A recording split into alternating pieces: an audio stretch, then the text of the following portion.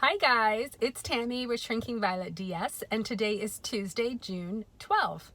I'm not going to do my whole video with my sunglasses on, but I thought they were really cute, and I just got them, and I thought I'd show them to you guys. They're very fun. They're leopard print. I don't know if you can see it that well in the video, but for any of you who are familiar with Jackie Kennedy's eccentric cousins, Big Edie and Little Edie, who lived at the estate Grey Gardens on Long Island, I call these my Little Edie sunglasses. Anyway, that's what they remind me of, but I thought they were fun. So those are my new purchase. Anyway, today, like I said, is Tuesday, June 11th, and I will do my spiel first. I had traditional duodenal switch surgery on March 9th of 2017 with Dr. Antonio Esquera at Mexicali Bariatric Clinic in Mexicali, Mexico. I started my pre-op diet on February 19th at 260 pounds. I had my surgery on March 9th, 2017 at 248 pounds. And today I'm 130 pounds. So I'm maintaining right at 130. And that leads me to my big decision that I made. And that's to go into maintenance for sure. I kept, as you know from my videos, kept waffling and thinking that I still wanted to get down to 120 before my plastics and all of that. And I just decided, you know what, 130 is fine. By the time I get my plastics done, and by the time my plastics are finished, I'll be in the 120s. And at my age, that should be enough. And my husband was glad because he says, you're kind of looking a little gaunt. And I said, well, I'm old for one thing, so everything sags. But yeah, I think that I'm done. I don't think I'm done. I know I'm done, which is such a weird place to be, you guys. This is the first time in my life, 47 years of life, that I don't want to lose weight. I've never ever not wanted to lose weight. It is just bizarre. And it's also the first time that I feel like I won't gain weight. That if I want to maintain here, I will. And it's no big deal. And all I have to do is add a few carbs. And, which, believe me, will be a pleasure. So yeah, it is really strange. My girlfriend is my massage therapist too. And I told her today, and she's all excited. She says, yeah, you know, I was a little concerned about you losing another 10 pounds because you're really small. I'm solidly a 4 now. And she says, you're pretty small. And she says, I feel like we should have a graduation ceremony or something. There should be like balloons and confetti. I said, I know, me too. But no balloons, no confetti. I said, yeah, we'll have a party. We'll have balloons, confetti, and carbs. That's what I'm going to be upping. Oh, wow. Wild hair. Like I said, just had a, oh, did I say? I just had a massage. It's Tuesday. You guys all know that I just had a massage. Anyway, so yeah, my big announcement, it is just bizarre. But I went shopping on Friday, I think it was, for a pair of jeans. And I don't wear jeans out in public. And I didn't even wear jeans at home. For the longest time, I would just wear, you know, other grubby clothes if I was doing grubby stuff. But the other day, I wanted some jeans because I wanted to do grubby stuff that needed me to have thicker fabric. And so I thought, okay, fine. I will buy a pair of jeans to wear around when I'm grubbing around the property. And I had to buy size 4 jeans. And I figured, you know, jeans tend to run small. And these fit, I could have fit into a 2. And I remember I used to wear jeans. I wore jeans up until I was in 8th grade. I would occasionally wear jeans. And I remember in 8th grade, you know, shrinking my jeans and then laying down, because I was still 5'2", and I bet I weighed like 130 then as well. So I looked chubbier, maybe 135. And I remember shrinking my jeans down and then laying on my bed to flatten everything out and button them and zip them laying down, and then you stand up so you can breathe again. Well, I didn't have to do that for these. And I don't think I would have had to do it for a 2 either. And so that kind of made me stop and really take pause and say, you know, if you're in a size 4 in jeans, why do you need to get smaller? The 120 was just the absolute ideal weight according to the medical community in general for people of my frame, small frame, and my height, 5 feet 4 inches. The rule of thumb is that you should weigh 100 pounds at 5 feet and then an additional 5 pounds for every inch over that. And that's for women. I don't know what it is for men. So at 5'4", I should weigh 120 pounds. But as you get older, they also add a little weight for that too. And so that was my other thing. I thought, you know, I'm 47 and a half. And so if I weigh 125, surely that's enough. That's low enough. There's got to be a time when you just call it and you say, yep, I'm done. As weird as it is. So I'm done. Just now I wonder what I'm going to obsess about. Probably plastics. That'll be my next thing where I'm, obsessing about. But I don't think I'm going to obsess about those either. I'm very much the type of person who does a lot of research, and then I make a decision. I narrow things down and I make a decision, and I'm pretty pleased with it. I don't go out and get a lot of opinions on things. And that was my other thing with plastics. You know, I hear people saying, well, I'm getting several consults and you should get several consults. And so I was thinking, okay, well, I will. And then I thought, but why? Because I know that I would rather not have general anesthesia. And I know that Dr. Sauceda doesn't use general anesthesia. For me, general anesthesia is the worst part of any surgery. I've only had 2, and it was very hard on me, and it messes with my brain for months, literally months. I will lose words, or I'll mix up words. I'll get the first letter of the word and then something similar. So like last time, or the time when I guess it was my gallbladder surgery 2 surgeries ago, I asked my husband if he put the luggage in the dryer, and I meant, did you put the laundry in the dryer? And so I had the L, and I knew it had to do with clothes, but I couldn't get the right word. So and that, like I said, will last for months.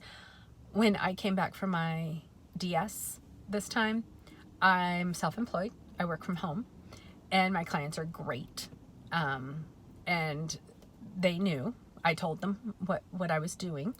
And so about 2 weeks after surgery, I decided to start doing some work. And I was mostly working from bed for the first 2 weeks out. So until I was 4 weeks out. But I wrote everything down because I wouldn't remember things that I did or things that they said or my answers. And I still have to refer to those notes because those memories don't come back. I don't remember the drive to the airport. 5 days after surgery, I was in the hospital for 4 nights, and I still don't remember the drive. I don't remember the flight home. I don't remember getting home. I don't remember any of it. So not going under general anesthesia is very attractive to me. So I know I want Dr. Sauceda because of that. I've seen his work on several of you, and I like that he specializes in weight loss surgery patients, post-weight loss surgery patients. So, I still thought about, I'm interested in the corset lift, I'm interested in Dr. Katzen, but they both use general anesthesia. And I just think, I don't think so. I think that my mind's made up, and I don't think I'm going to bother unless I really don't like my consult with Dr. Sauceda, which I can't imagine. But if for some reason I just don't, then I'll get another one. But I think other than that, I'm pretty set on Dr. Sauceda. Sauceda. My accent's terrible. I speak Spanish, but I have a horrible accent. Anyway, so yeah, that's next. And my consult will be in Las Vegas the first weekend of August. I think I'll be there the 3rd through the 6th. So if any of you are going to be there, let me know. That'll be fun. And it'll be me, and my mother's coming to consult for a tummy tuck. And my friend, who's my massage therapist as well, she is also coming to consult for a tummy tuck. And so it'll be fun. We're just going to spend the weekend hanging by the pool and dreaming about what our new bodies will look like after Dr. Salcedo is done with them.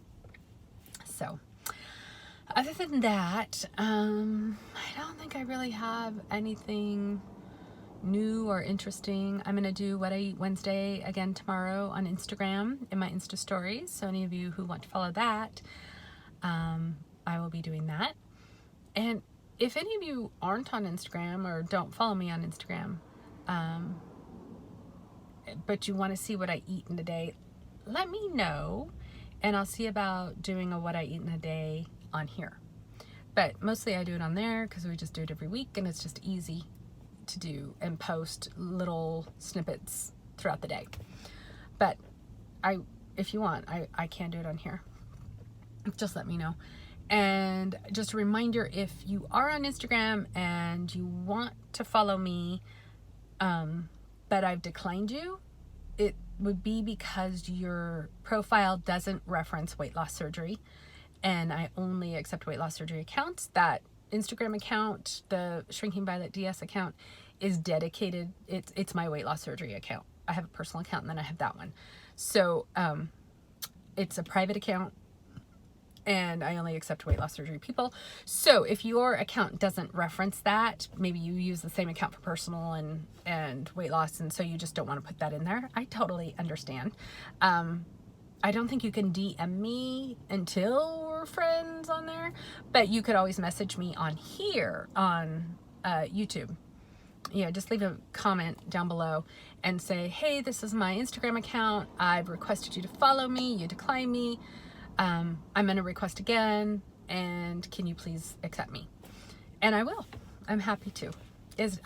I weed out the people because there's just so many chubby chasers and, men that are like, oh, hey, you're so pretty. Thanks. That's really kind. We don't need to be friends on Instagram. What else? I think that's it. Just had lunch with my mama. Had escargot. It was delicious. A little too much vermouth in it, but it was really good. And for you DSers out there, and VSGers too, if you don't mind the high fat, for those of you who follow keto, escargot is a great meal because there's not a whole lot. Usually it's 8 to 12 snails, and there's a ton of butter on it, and garlic, and a little bit of vermouth or white wine, and that's it. And I didn't dunk any bread in it this time like I usually do. Which, now that I've declared maintenance, you'd think I'd have been all over that bread, but I didn't. But yeah, so it's just all fat and protein. There's very few carbs, if any. The garlic has some carbs in it because it's got a little sugar in it just naturally. But if you've got a carb and an entire serving of escargot, that's probably the most. So yeah, remember, escargot is good for you guys. There are worse things to eat. So I had escargot and then I had grilled salmon, and that was on a baguette. But I took the tops off the baguettes. I always take the top off. Well, I look to see which one's thicker. Generally, the tops are always thicker. So I took the tops off and slathered on. It's this little French place called Cafe du Barry here in Portland. And they make their own mayonnaise, and oh my gosh, it's so good. So I got a side of the homemade mayonnaise, and I just slathered that all over that bottom piece of baguette, nice thin piece, and then piled the salmon high on that one piece and chowed down. It was excellent. So lots of good fats, a little bit of carbs, and lots of good protein, healthy proteins. So that's good. What else? I think that's it. I really can't think of anything else. I hope you all have a lovely week. If you have any questions or comments, let me know. Anything you want to say about maintenance or plastics or any advice that you have, that's the other thing. For those of you who have gone through any plastic surgery before, I've never had any, what advice do you have pre-plastics? I'm a person who likes to really plan out ahead, and so I know that Dr. Salcedo recommends that people up their protein before plastics, and so I'm already doing that. I'm trying to get at least 120 grams of protein a day. and happy, maybe I'll up it to 140 because the better I heal, the happier I'll be. So yeah, if you have any advice at all, I am all for it. Absolutely. Thanks, you guys. Have a great week, and I will talk to you later. Bye. Ooh, gotta put on my Little Edie sunglasses. Next, I'll be wearing a sweater on my head.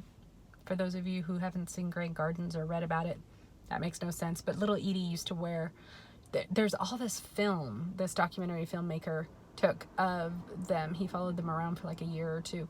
And they were hoarders, and they lived in this estate called Grey Gardens, and nobody came in or out, and they had all these raccoons that they fed and 30 cats, and they only lived in a couple rooms, and it was just very bizarre. And there's this film footage of Little Edie wrapping her head in a sweater, like a scarf. It's very bizarre. Very bizarre. But it's an excellent documentary, so stream it if you haven't seen it and you feel like it. It's really good. So, bye.